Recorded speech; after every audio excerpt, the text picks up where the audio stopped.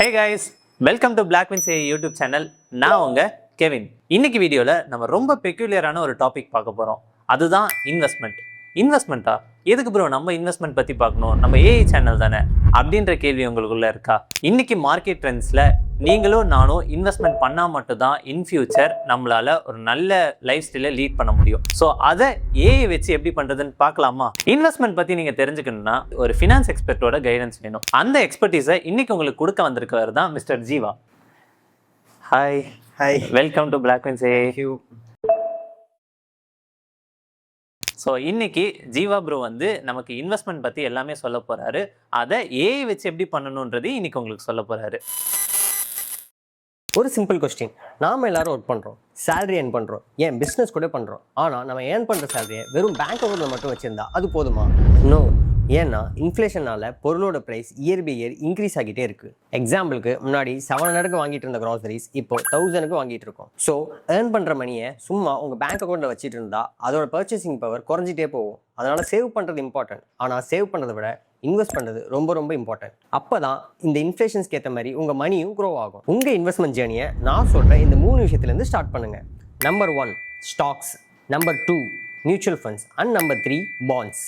இந்த வீடியோவில் நாம் ஸ்டாக்ஸ்னால் என்ன, அதோட ஃபண்டமெண்டல் அனலிசிஸ்னால் என்னென்ன, அதை ஏஐ வச்சு எப்படி அனலைஸ் பண்ணி இன்வெஸ்ட் பண்ணலான்னு பார்க்க போகிறோம். வாங்க வீடியோக்குள்ளே போகலாம். ஃபஸ்ட்டு ஸ்டாக்ஸ்னால் என்ன? சிம்பிளாக சொல்லணும்னா ஒரு கம்பெனியோட ஓனர்ஷிப்பில் ஒரு சின்ன போர்ஷன் தான் ஸ்டாக். எக்ஸாம்பிளுக்கு ஒரு கம்பெனி 100 ஷேர்ஸ் இஷ்யூ பண்ணியிருக்குன்னா அதில் 10 ஷேர்ஸ் நீங்கள் வாங்கியிருக்கீங்க அப்படின்னா அந்த கம்பெனியில் ஒரு ஸ்மால் ஓனர்ஷிப் உங்ககிட்ட இருக்குன்னு அர்த்தம்.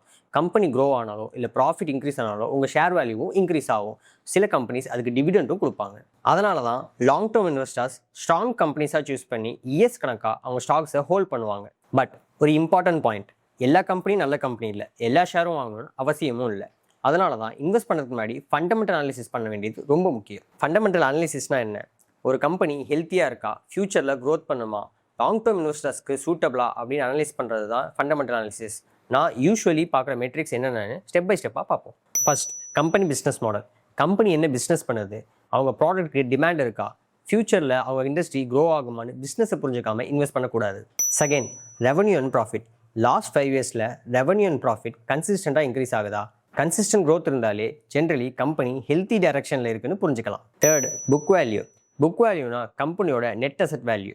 ஷேர் ப்ரைஸோட புக் வேல்யூ கம்பேர் பண்ணும்போது கம்பெனி ஓவர் வேல்யூடா இல்லை அண்டர் வேல்யூடா இருக்கான்னு உங்களுக்கு ஒரு ஐடியா கிடச்சிரும். ஆனால் புக் வேல்யூ மட்டும் பார்த்து இன்வெஸ்ட்மெண்ட் ஸ்டார்ட் பண்ணவும் கூடாது. 4, மார்க்கெட் கேபிடலைசேஷன்.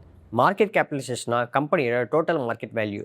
இதில் 3 டைப்ஸ் இருக்குது: large cap, mid cap and small cap. Large cap கம்பெனியோட மார்க்கெட் வேல்யூ ஹையாக இருக்கனால அதோட க்ரோத் ஸ்டேபிளாக இருக்கும். மிட் கேப் கம்பெனிஸோட மார்க்கெட் வேல்யூ மீடியம் சைஸில் இருக்கனால அதோட க்ரோத் பொட்டன்ஷியலாக இருக்கும். ஸ்மால் கேப் கம்பெனிஸோட மார்க்கெட் வேல்யூ லோவாக இருக்கும், ஹை ரிட்டர்ன்ஸ் கொடுக்கலாம், அதே நேரத்தில் ரிஸ்க்கும் அதிகமாக இருக்கும். 5, PE ரேஷியோ ரொம்ப அதிகமாக இருக்குது அப்படின்னா மார்க்கெட் ஃபியூச்சர் க்ரோத்தை எக்ஸ்பெக்ட் பண்ணலாம். PE ரேஷியோ கம்மியாக இருக்குது அப்படின்னா கம்பெனி அண்டர் வேல்யூடாக இருக்கலாம், இல்லை மார்க்கெட்டோட கன்சர்னும் இருக்கலாம். ஸோ PE மட்டும் பார்த்துட்டு டிசிஷனும் எடுக்கக்கூடாது. 6, PB ரேஷியோ. PB ரேஷியோனா ப்ரைஸ் டு புக் ரேஷியோ. இது ஷேர் ப்ரைஸும் கம்பெனி புக் வேல்யூவும் கம்பேர் பண்ணும். Especially banking and financial sector கம்பெனிஸ்க்கு அனலைஸ் பண்ண யூஸ்ஃபுல்லாக இருக்கும். ஆனால் இண்டஸ்ட்ரி கம்பேர் பண்ணாமல் PB ரேஷியோ மட்டும் பார்த்துட்டு டிசைட் பண்ணவும் கூடாது. 7, டெப்ட். டெப்ட்னா கம்பெனி எவ்வளோ லோன் வச்சுருக்குன்னு பார்க்குறது. Loan year by year increase ஆகுதா இல்லை கண்ட்ரோலில் இருக்குதான்றதை அனலைஸ் பண்ணணும். ஜென்ரலி டெப்ட் கம்மியாக இருந்தால் அது ஒரு நல்ல சைன். ஆனால் இண்டஸ்ட்ரி டெப்ட் லெவல் வேரி ஆகும். சில இண்டஸ்ட்ரீஸ் நேச்சுரலாகவே டெப்ட் வச்சுருப்பாங்க. அதனால் டெப்ட் மட்டும் பார்த்துட்டு இன்வெஸ்ட் பண்ணாமல் கம்பெனியோட ஓவரால் ஃபினான்ஷியல் ஹெல்த்தும் பாருங்கள். ஸோ நான் இப்போ சொன்ன இந்த 7 மெட்ரிக்ஸும் பார்த்தா தான் அந்த கம்பெனியில் இன்வெஸ்ட் பண்ணலாமா வேணாமான்னு ஒரு கன்க்ளூஷனுக்கு வர முடியும். அதை இப்போ ஒரு எக்ஸாம்பிளில் ட்ரை பண்ணி பார்த்துடலாம். எக்ஸாம்பிளுக்கு ஒரு 2 கம்பெனியோட ஸ்டாக்ஸை ஓப்பன் பண்ணிக்கலாம், 2 விண்டோவாக. ஒன்று வந்து Adani enterprises and Interglobe aviation. ரெண்டுத்தோட சார்ட்டுமே இதில் நமக்கு காட்டிடுது. அண்ட் இதோட ஃபண்டமெண்டல் அனாலிசிஸ் போனீங்கன்னா இதோட மார்க்கெட் கேப்பில் ரெண்டுத்தையும் நீங்கள் கம்பேர் பண்ணி பார்த்துக்கலாம் எவ்வளோ இருக்குது அப்படின்னு. அதே மாதிரி PE ரேஷியோ ருபீஸ் அதிகமாக இருக்குது, 40 ரூபீஸில் இருக்குது, இங்கே வந்து நமக்கு நெகட்டிவில் போகுது. ஸோ இது வந்து அந்தளவுக்கு ஒரு நல்ல சைன் கிடையாது.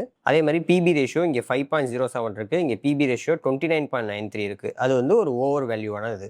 அதே மாதிரி டெப்ட் ஈக்விட்டி ரேஷியோ பார்த்தீங்க அப்படின்னா அதானியில் 1.32 இருக்குது, இண்டிகோவில் வந்து 11.15 இருக்குது. ஸோ கம்பேரிட்டிவ்லி இதில் வந்து லோன்ஸ் கொஞ்சம் அதிகமாக வச்சுருக்காங்க இண்டிகோவில். அண்ட் ஃபினான்ஷியல் பெர்ஃபார்மன்ஸ் போனீங்க அப்படின்னா இதில் வந்து உங்களுக்கு குவார்ட்டர்லி அண்ட் இயர்லி எவ்வளோ ரெவன்யூ அண்ட் எவ்வளோ ப்ராஃபிட்ன்றத ஒரு கியூமுலேட்டிவ் ஃபிகராக காட்டிடுவாங்க. பட் இன்னும் டீட்டெயில்டாக வேணும் அப்படின்னா கம்பெனி வெப்சைட்டில் அவங்க annual report and financial results எல்லாமே அதில் கொடுத்துருப்பாங்க.